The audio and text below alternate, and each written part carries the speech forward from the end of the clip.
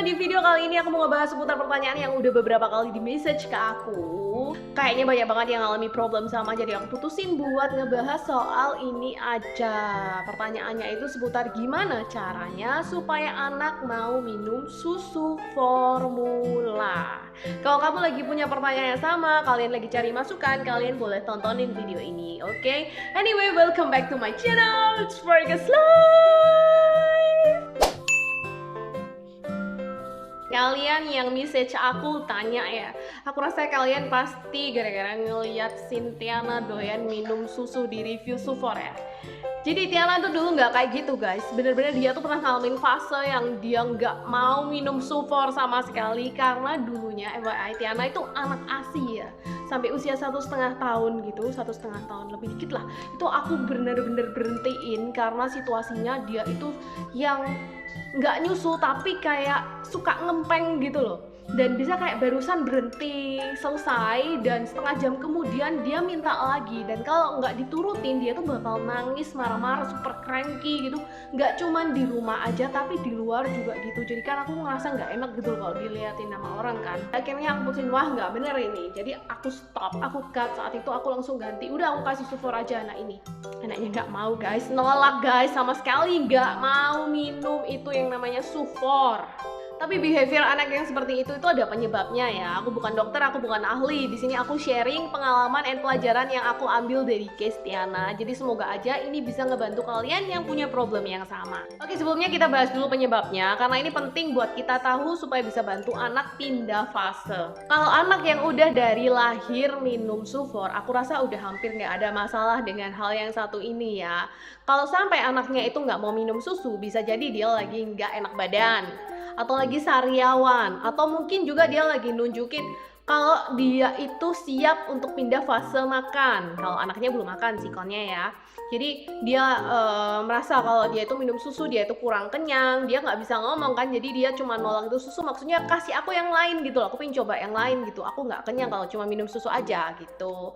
Nah, bisa juga jam makan dan jam minum susu itu terlalu mepet, jadi anaknya masih kenyang, dia belum mau minum susu. Itu sikonnya kalau anak dari awal udah minum Sufor, udah terbiasa dengan Sufor. Tapi kalau anak ASI pindah ke Sufor, emang aku denger banyak banget yang cerita ini jadi problem, termasuk anakku sendiri. Kenapa mereka nolak? Karena mereka ngerasa kita itu ngambil comfort zone-nya mereka. Jadi gini, bayi dari lahir kebutuhan primernya itu apa sih? Pup, bobo, minum susu. Jadi minum susu ini udah dari awal tuh primernya mereka, comfort zone-nya mereka gitu loh. Lah kalau udah 1,5 tahun, 2 tahun, setelah sekian lama terus kamu ganti susunya mereka pasti mikir lah, ini apa ya?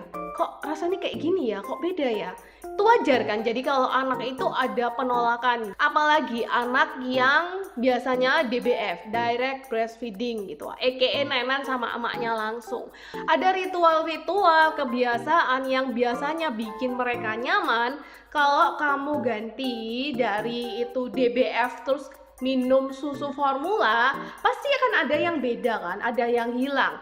Jadi wajar kalau mereka nolak, itu sebagai bentuk pertahanannya mereka gitu loh. Kalau sekarang babymu lagi di fase yang kayak gitu, nggak usah khawatir mom, it will pass. Jadi nggak cuman kamu aja yang seperti itu, banyak banget baby yang kayak gitu lainnya. Yang penting tugas kita sebagai orang tua itu kita harus tegas, kita harus sabar, kita harus tetap bantu dia supaya dia bisa ngelewatin fase itu. Sekarang kita bahas gimana caranya anak mau minum Sufor. Tips yang pertama, comfort zone. Terkadang kita tuh lupa ya, kita terlalu fokus anak kita nggak mau minum susu sampai kita tuh nggak nyadar anak kita itu kehilangan comfort zone-nya itu.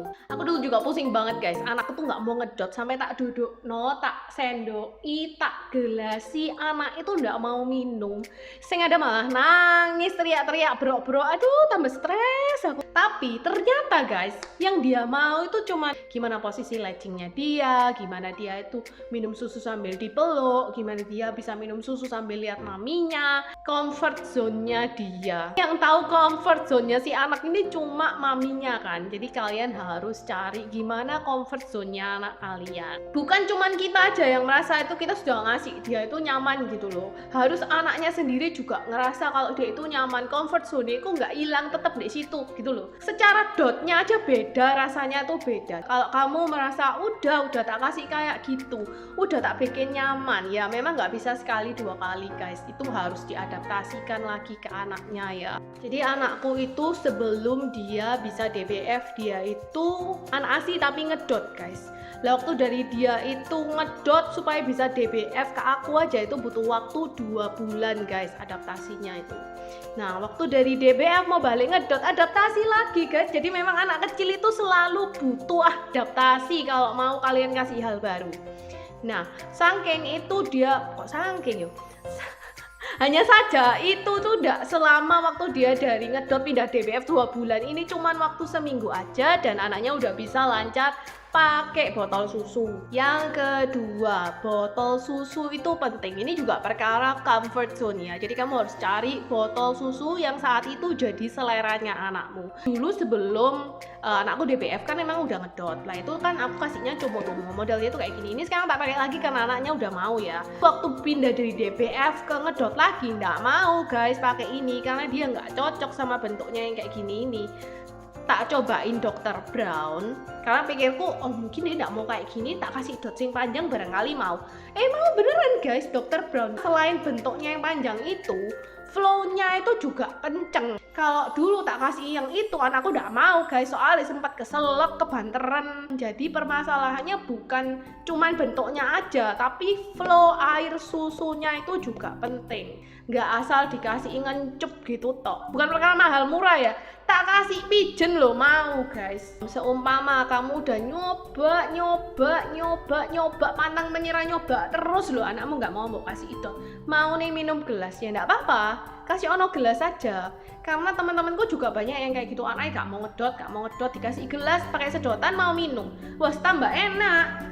Nek misalnya sudah gedean, biasanya kan kayak Tiana sekarang mulai belajar minum pakai gelas, gak usah belajar minum pakai gelas lagi, udah dari kecil sudah bisa. Jadi kadang anak kalau nggak mau minum susu pakai dot, itu dia mau nunjukin kalau mami aku ini loh udah bisa minum pakai gelas, kasih ono aku gelas. Kalau memang anaknya maunya gitu ya nggak masalah, langsung terjang aja. Yang ketiga, suhu susu, rasa susu. Jadi suhu ini kelihatannya sepele ya, tapi suhu ini penting guys. Jangan sampai kamu pertama kali ngenalin anakmu sufor terus kamu bikin dot susune kepanasan, kena areke kepanasan, areke jadi trauma guys.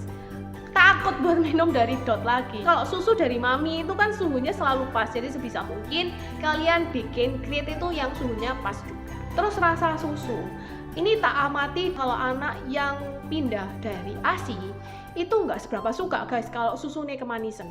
Kayak anakku ya, waktu pertama kali aku ngasih sufor itu aku ngikutin saran kaleng itu kemanisan, anaknya tambah nggak mau guys. Akhirnya aku bikin tak encerin, loh malah mau. Mungkin karena asinya mama itu nggak semanis sufor. Jadi kalian kalau anaknya nggak mau, kalian bisa coba diencerin dulu. Nanti kalau anaknya sudah minum lama-lama nanti volumenya ditambah, kemudian kalian lama-lama juga bisa ngikutin saran kaleng supaya berat anaknya bisa tetap ngangkat ya. Tapi yang penting adalah kita usahain supaya anaknya itu mau minum dulu. Yang keempat, konsisten dan tega. Ini namanya anak nangis, anak nolak, wajar ya, tapi kita pun juga harus tetap bisa konsisten ngasih. Kita harus tetap bisa rutin ngasih kalau mau berhasil. Biasanya yang gagal itu ketika anaknya udah nangis, mamanya ndak tega, wes tak mundur aja seminggu lagi, wes tak mundur aja sebulan lagi. Gimana, kapan mulainya dong? Kan kita harus konsisten ngasih terus sampai kita tuh ketemu celahnya, anaknya itu juga jadi kebiasa. Kalau kalian nggak tega, kalian bisa minta bantuan pengasuh atau ibu atau saudara buat gantiin kalian ngasih minum susu waktu jamnya minum susu. Karena anak itu cerdas kok, dia tuh pasti bisa membiasakan diri gitu loh, sampai akhirnya dia mau minum susu itu.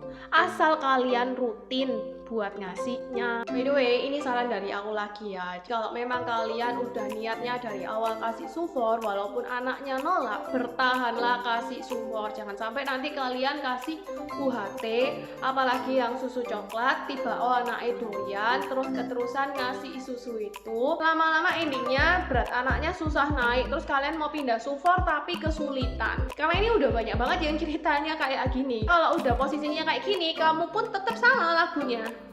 tetap harus tega buat berhentiin susu coklat dan rutin kasih supornya. Kalau sampai kalian kesulitan, bisa juga caranya kalian siapin prepare makanan yang mengandung susu yang non coklat, atau kalian bikin minuman yang mengandung susu. Bisa juga kalian ngajak anak prepare susu sama sereal. Anak lebih excited buat ngincipin, jadi lama-lama sampai anaknya mau minum susu. Bisa juga kalian, biasanya anak minum susu coklat kan ada rasanya, kalian pindah sufor pakai yang ada rasa madu, atau mungkin tetap mau rasa susu vanila, bisa, tapi kasihlah yang mungkin agak manis, karena biasanya kalau susu coklat kan manis. Kalian cari susu yang agak manis kan, susu itu tidak sama rata semua manisnya podo gitu kan. Ada yang lebih manis, ada yang tidak spiral manis, bukan. Yang manis itu misalnya contohnya Nutrimilk drink gitu, itu manis itu. Kalau yang kurang manis kayak S26 gitu misalnya, itu lebih tidak manis sih menurutku ya. Kalau bisa kalian tetap on track gitu. Kalau mau kasih sufor ya kasih sufor gitu. Karena kalau sudah kamu kasih yang lain sampai kamu mau pindah ya lagunya tetap sama. Kalian tetap harus tega buat ngasihin, karena namanya anak itu tetap harus adaptasi. Kita tuh harus konsisten dan rutin buat ngasih mereka. Tetap semangat ya mom, di luar sana tuh banyak banget yang punya problem sama, nggak sendirian kok, banyak banget yang seperti itu. Jadi kalau kamu mau berusaha konsisten pasti bisa. Kalau anak ini aja loh yang nggak doyan susu, sekarang ngentek-ngenteki susu kok ini, jadi anakmu juga pasti bisa. Oke? Semoga saran ini berguna buat kalian. See you on my next video. Bye bye.